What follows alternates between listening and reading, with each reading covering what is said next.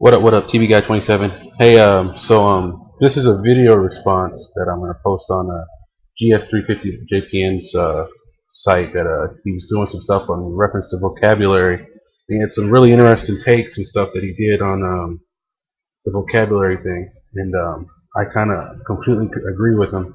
Um, I noticed it a lot when I came back, and especially me being from Portland, Oregon.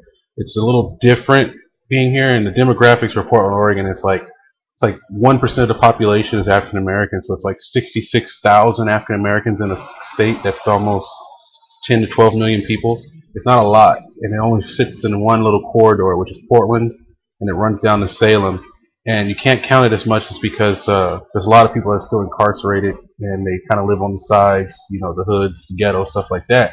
But when he was talking about vocabulary, now, you know, when an ideal, what I got for stereotypes and stuff when I was in Europe, and I sat there, small towns when I was stationed in, like Garmisch and stuff like that in Germany.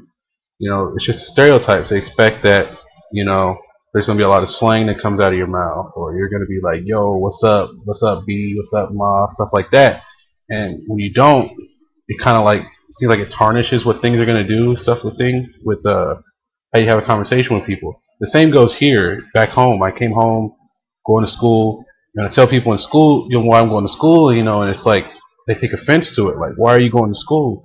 You trying to be better than me? You're trying to do this? And it's like, no, I'm trying to better my education so I can take care of my son, or take care of myself, see the world. You should think that way. And a lot of them, it's just kind of like in one ear, out the other. Kids now, it's like these 15, 16-year-old kids that grew up watching some of us or watching some of their parents, their peers. It's different from when I was growing up in the 90s as a youngster, teenager, going to high school and stuff like that. It's kind of weird how it just progressed, because the kids in 2000, it's more disrespect. There's no, like, it's a habit for me that it's not never going to be broken. It's, if I walk in, I see somebody, "Morning, ma'am," "Morning, sir." But here, you see them roll their eyes, and there's no respect, no, simple things like opening the door for somebody, or getting up for your seat and stuff like that. And you see it, and you're just like, why do you do those type of things? But at the same time, it's become more of a picked up violent culture too, as well as, because it's like the only thing they really see on TV is, the D-boys, the hustler, trying to, making money, saying they selling dope and all that stuff like that. So that's what they want to do. For a city that's only got 66,000 African Americans, there's been a span of, like 20 murders in the span of 2 months. And it's all because, it's that D-boy, the hustler lifestyle they think they're living because they want to be in the game. And it's sad to see that type of thing, because in the 90s, there was nothing, and there's so much opportunity in the 2000s, that when I sit around and I talk to my kid brother's 9, and I look at him and I'm saying, you can't go down that same path, and he may not understand it now, but when he's a teenager, he may look at it and say, my big brother is doing this overseas, or, if I get to Japan, I'm trying to get there for school and I'm working on it. But,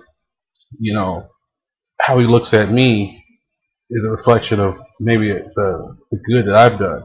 Because there's some kids that, like, my brother believes that all he can do is spend a lot of time incarcerated, and that's his joy, and that's his, he gets off and all that stuff, that type of crazy thing. And it kind of shocks me if somebody thinks that way.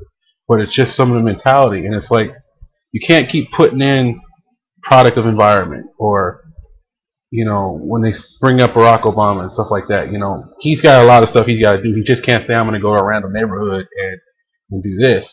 But you can't keep saying you're a product of an environment. I'm a product of my environment as well. Growing up in the neighborhood that I grew up in, off Killingsworth here in Portland, which wasn't that good back then in the 90s. I still articulate how I speak, and how I say things, and how I understand education. And, joining the military helped that a little bit too. But you can't say you're a product of your environment and you're stuck where you got to be. It's on you and your mind to try to go where you need to go. If you want to stay here, I try to tell that to people. There's more beyond the city you come from. I can rep my city and understand where I'm from, Portland, Oregon, every day for the rest of my life. But it's what you do when you walk out that door, whether you get your education, find a career or a job that you want to do, meet that woman of your dreams and you marry, because it's just so much blatant disrespect, in the community. And for African Americans to say, They want to respect each other, and they want to be respected. Look, case in point, I'm in African American history class, history class 274. Really great teacher, and it started off with a full house, and it was down the line African Americans and whites and a couple international students from like Korea and Japan, and it's just the blatant disrespect towards the teacher because she didn't come in and say, "Yo, this is the struggle. Blacks had it bad like this." She just said, "You need to understand the black experience." And there's stuff that comes entailed with that. There's a storyline. You just isn't here to bash or hate anybody. And to see how fast that class shrunk and how much blatant disrespect was to it was sad. And it's sad that it's got to go that way, and you expect to be respected. Um, Respect is earned.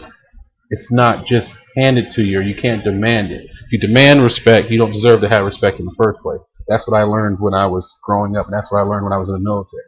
Is that I can't just walk in and say I'm a specialist or a non-commissioned officer. You have all eyes on me. That's the quickest way to alienate yourself, and people don't understand that. Now back to vocabulary. It's weird because when I use vocabulary and I try to talk and have a conversation, saying things, it's just like words come out, and it's like enlightening to people, and they're like, "Why do you have to talk like that? Why do you have to use big words? Or you have to say this?" And it's like, I'm not trying to use big words. I understand these words, so I use them. And it's just like people think that you're trying to treat them like they're stupid. And it's not. It's like I understand these words because I looked them up. I learned them. I learned them in school. I'm learning them now, and I learn new words as I go. And it's like you gotta, free your mind, let that stuff go. You can't just be stuck in a little vocabulary box. I would never wish that on anybody. But you can't just be thinking everything is supposed to be handed to you. That stuff, a thing I learned is that, and it goes for, whites, Asian, stuff like that. When when people think of, say, like 4th of July or, Juneteenth, when slaves were freed, became free men and women and children in this country, or the 4th of July when they said they gained their freedom from Britain. People are still living that today, saying, "I deserve this," or the civil rights movement, 65, Martin Luther King, stuff like that. People still come and say, "I need to live, for that," or "You owe it to me." 1965. That's 1965. This is 2011 now, and if you're still trying to hold that back, why are you trying to, ride the coattails of somebody who went through the struggle and you didn't? That's what I learned, and listening to my teacher and listening to family saying is, you can't live from what somebody else did for you. You have to live for yourself now, and you have to strive to take that next step forward. And there's no community figures. I can't even say, BT, the black entrepreneurs and stuff like that are out there. Yeah, there's some that's out there, but there's some that are out there for themselves, and they're not saying, "Oh, I'm doing this for my people." They're doing it for themselves. And when you say, when are you going to go back to your community? You don't see that happen. You don't see a lot of people going back to community. I want to go back to my community and help and stuff like that, and that's the reason I'm going to school, and I want to get my degree. But at the same time, it just seems like people are doing things like, it's all for themselves.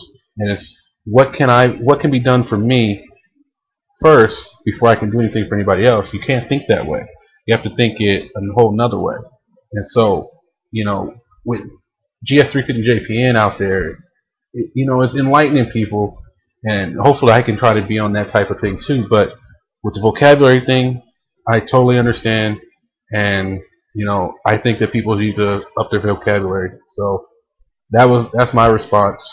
And if anybody wants to respond to me or message me, I'm on here. Respond, reply, rate, approve, disapprove.